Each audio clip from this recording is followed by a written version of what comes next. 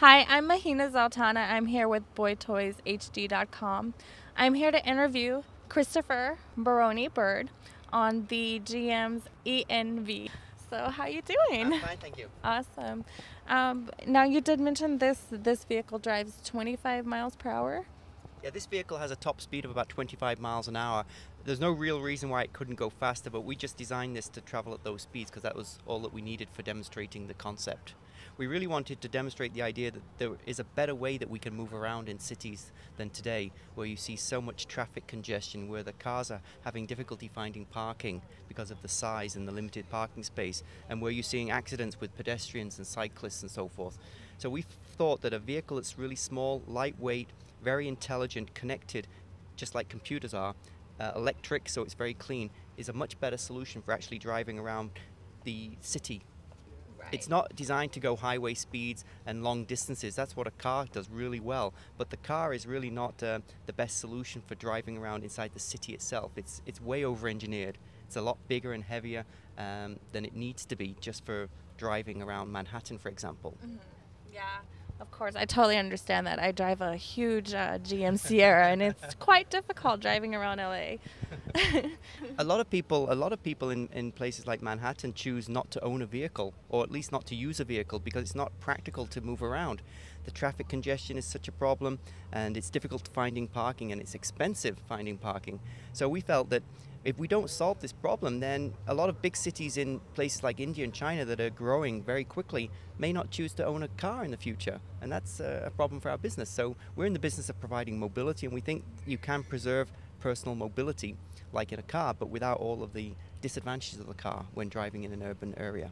Now, how do I charge the vehicle? The vehicle is an electric car, an electric vehicle. It's charged with a regular 120 volt power supply. So you can plug this vehicle into the wall, which is what we do every night. It takes about 8 hours to charge, but there's no reason why we couldn't accelerate that and make it a few hours, because it's a really small battery. It's about 1/4 or 1/5 the size of the battery that we have in the Volt. Because again, this is a much lighter vehicle. It doesn't go quite as far as the Volt on battery power, but it's a much smaller battery, which is one of the reasons why we think this type of vehicle could be affordable. Awesome. Now, you mentioned we can send little Johnny or Grandma off without us. Yeah, one of the trends that we're also interested in, other than just urbanization, is aging. People are getting older in all countries around the world, and who wants to give up the keys to the car when you get older? There's research that show that people become depressed if they don't have mobility anymore. So this is a way that we could still preserve mobility for people who currently don't have a car or can't drive a car, whether it's because of age or disability or income. Right. I know my grandma's having a bad day if she can't get off to bingo, so. Now, as far as infrastructure is concerned, how long do you guys expect for America to really catch up? I mean, are these street legal now? That's a very good question. No, a vehicle like this wouldn't really be street legal in America. One of the challenges we face is coexisting with traditional cars. You know, this vehicle is not crash worthy if it was to come up against a large vehicle. So we either have to engineer it to be safe so it can coexist with cars, which would make the vehicle a little bit heavier, but it can be done. Or we look at places where it doesn't need to coexist with cars, like gated communities. There are a lot of cities being built in China, and I think also in America there are some interest in developing some new communities, livable communities in different states, where a vehicle like this might be developed where it doesn't have to be designed to coexist with cars. And if it doesn't have to coexist with cars and trucks, then you can really make the vehicle a lot lighter and more energy efficient and less expensive, because you don't have to put in all of the structure requirements to make it crash worthy against the car. So if you look at a place like Manhattan, where the traffic is going really slow, there's an opportunity to create a really low-speed vehicle that's practical, but it has to coexist with cars, so it would still need all the crash-worthiness structure. Right. I know I'm scared when I see other smaller cars. Yeah. Yeah. Yeah, it's a pretty scary thing.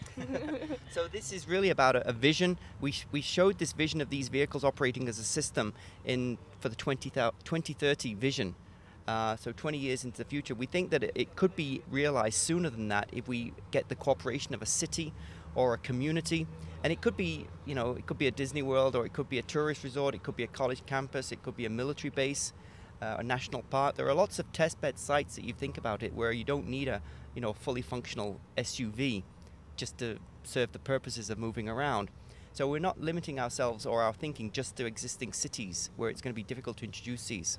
But it may be the case that in other parts of the world they may be more receptive to vehicles like this because they're used to smaller vehicles, like in Europe or maybe in places like India or China. There may be more willingness to consider buying a vehicle that's small like this. Well, I think it's awesome. It's green, we don't have to rely so much on petroleum, so the fight shouldn't be that difficult. Yeah. Okay, thank you. Okay, this button lets us balance, so moving up. I can't steer or drive forward until we're up on the two wheels and balanced right now. So right now the vehicle will feel where the weight is and will adjust. And now we can drive forward. If I tilt the hand grips, it moves forward. If I turn the whole screen, it steers kind of like a steering wheel. If I want to slow down, I bring the hand grips back. I just do it gradually to neutral. I can let go and the vehicle will slow down. If I want to stop more quickly, just pull back and hold it and we come to a stop. So this is really kind of like a super sophisticated Segway then, isn't it, for two? Well, yeah, and the propulsion was designed in partnership with Segway. So GM and Segway worked together to get the propulsion working like this, and then GM added the cabin here and the electronics to make the vehicle collision avoidance and features like that work. Cool. What's the top speed? 25 miles per hour, about 40 kph. And the range is also around 40 kilometers or 25 miles. Now, what's the production reality of this?